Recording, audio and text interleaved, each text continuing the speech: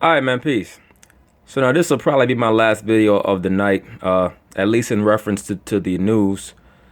Once again, we see our we see our man Charlie. He's about to report on this woman, Susan Rice, and brothers out there should be aware of this woman also. She's another person who is a mover and a shaker, a wheeler and a dealer in regards to what goes on in a lot of national and international policy making and diplomacy work. Susan Rice is a so-called black female who comes from I won't say a privileged background, but she comes from a background that also shows you, like the previous person that we went over, Ash Carter, that she also is a plant. All right, but we'll cover that as the story goes along. Let's see what they have to say about Susan Rice. A former national security advisor in the Obama administration denies any wrongdoing when she asked for the names of Trump associates picked up by United States surveillance. Some Republicans. So now, this woman was one of the main people involved with the accusations made by Trump and his cabinet that they were put under surveillance by Obama. All right. Susan Rice is she's what you call, she's one of those people who doesn't mind getting her hands dirty. She's basically in charge of getting to the nitty gritty, getting to the bottom of things. All right. Like I said, she comes from a very highly educated family. Her father, Emmett Rice, he was a member of the Tuskegee Airmen. All right. And he also was the first or second, I can't remember which one. I think it was the second black president of the Federal Reserve System. Okay. Like I said, whenever you want to find out about these people, always follow the money. The international bankers are the ones who set the policy.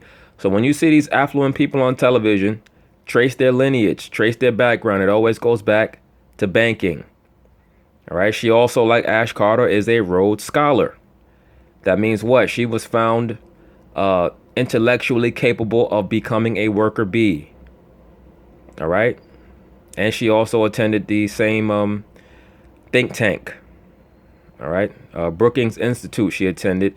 And she also attended the Chatham House, the Royal Institute of International Affairs. All these people get trained at the same place, brothers. Republicans say Susan Rice should be questioned under oath. The Senate Intelligence Committee's chairman says Rice may be of interest in its probe of Russian election meddling. So let's see if she's able to finagle her way out of it. The Trump constituency is finger pointing her as the person who, who's behind this Trump and Russia confederation, because they're trying to prove that Trump asked the Russians to meddle with the so-called political process, which we know is BS, because people don't get elected to the presidency anywhere. All right, they get put in place. Just like if you work at a corporation, and any of you people out there who are listening, when you work at a corporation, let me ask you a question. You have a president of your corporation. Was your president put in charge or put in that seat because he was voted in by the people who work in the cubicles and who mop the floors and who deliver the mail? Or was he appointed by the board of trustees? Okay, then. So it's the same as every other president. They get appointed by a board of trustees. But this person, Susan Rice, she's a person who's involved with international diplomacy. And she's a person whose job it is to get her hands dirty because they figure she's smart enough to get out of it. So her job was to try to intercept any communication between the Trump staff and Russia. Intercept it and hopefully use it to demonize him in the future. Major Garrett is at the White House. Major, good morning. Good morning. Former National Security Advisor Susan Rice has emerged as the central figure in President Trump's long-running claims that President Obama either ordered or tolerated some form of surveillance of Mr. Trump and his associates, and the motives were more about politics than national security. Of course. I don't understand why people think that find this to be so ridiculous, or why the incredulity? You really don't think that they're surveilling each other? I mean, we live in a surveillance society. We're all under surveillance. Everything that we use, our flat screen TVs, our phones, can be used to surveil us. That's why you have satellites. You really think that these people are running, quote unquote, running against each other, and they're not surveilling each other? All right. They use this surveillance equipment to get into good favor with the people above them. Right. You know, like how you have 3 kids or 4 kids in a household, and one kid goes to the parent. They try to get the other kid in trouble. That's how these so-called politicians do. All right. They don't have each other under surveillance for the benefit of the so-called American people. They look at you guys like cattle. They have each other under surveillance for the sake of trying to please the people that they report to. All right, over in London. But that's neither here nor there. Let's see how this story goes. The allegation is that somehow Obama administration officials utilized intelligence for political purposes. That's absolutely false. Susan Rice denied she did anything wrong when, And of course, she's going to deny that she did anything wrong. What's she going to say? Yeah, we did. We had them under surveillance. And by the way, for you brothers, once again, not to digress, but the last name Rice, that is a Welsh name. All right. Like I said, you brothers should do some research on your last names. I guarantee you that most of you have probably either Welsh or Scottish last names. Some of you might have British last names. Some of you might have German last names. That's because a lot of so-called blacks came in from those areas. Don't believe the narrative that you got your last name like Kunta Kinte did because he got whipped into accepting a name. All right. That's false Caucasian narrative. But like I said, when we go into the series on, I'm going to, do something on the so-called, not the medieval empire, but late in the latter part of the so-called black rulership in a certain part of Europe. I'm going to go into that relatively soon, and we'll address some of that. All right. But the last name Rice is a name that oftentimes is had by so-called black people. That is a Welsh last name. The last name Williams, last name Jones, last name Griffey or Griffin, Griffith. Those are all Welsh last names. All right. But that's neither here nor there. We'll touch on that topic later. Well, let's see what this woman got to say about her role in the surveillance practices. Well, her lying ass. National Security Advisor last year, she asked for the identities of Trump associates caught up in electronic surveillance of foreigners. Completely false. Rice also categorically denied an unsubstantiated report that she ordered the creation of spreadsheets with the unmasked identities of Trump transition figures and distributed them among the intelligence community. Of course, because she was trying to figure out all these people are plants. This is what a lot of you guys have to understand. You have a lot of people in these different administrations that are undercover operatives or quote unquote spies. All right. And not to digress, but, when Russia had the revolution, the Russian Revolution back in I believe it was 1917, and they took down Tsar Nicholas, he had a son. And his son's name is slipping my mind right now. I don't know why it's slipping my mind. His son was a hemophiliac. Allegedly, they claim that the Bolsheviks murdered Tsar Nicholas and all his children, Anastasia and his son, and the whole family.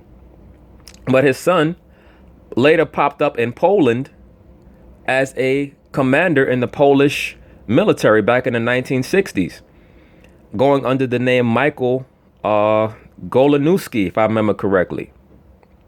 And he was outing a lot of spies that were from the then Soviet Union that had infiltrated the American government. And one of the spies that he outed was a man named Henry Kissinger. I leaked nothing to nobody, and never have and never would. Kentucky Republican Rand Paul said Rice should face very specific questions. She needs to be brought in and questioned. Ask her whether President Obama ordered this or whether he knew about it. The top Republican on the Senate Intelligence Committee said no decision had been made on whether Rice will be asked to testify. If there's intelligence that leads to her, she'll be part of our review. Former CIA and NSA Director Michael Hayden said it appeared Rice acted legally. The process that as described is perfectly normal and on its face does not in any way constitute a smoking gun.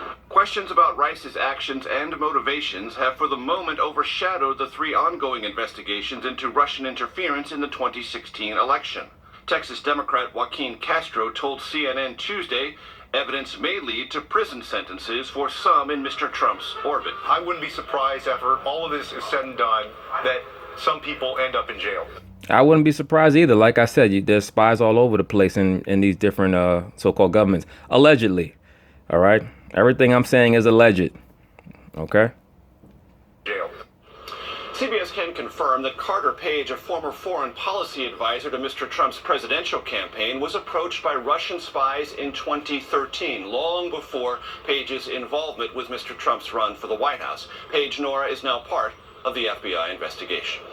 You know, you guys should watch a movie that Kevin Costner did back in the day called No Way Out. It's an old movie. It came out in the late 80s, I think 87. He plays a naval officer who is... he seduces a top general in the U.S. Navy. He seduces, pardon me, not a top general. He seduces the top general's wife, pardon me. And she ends up dead.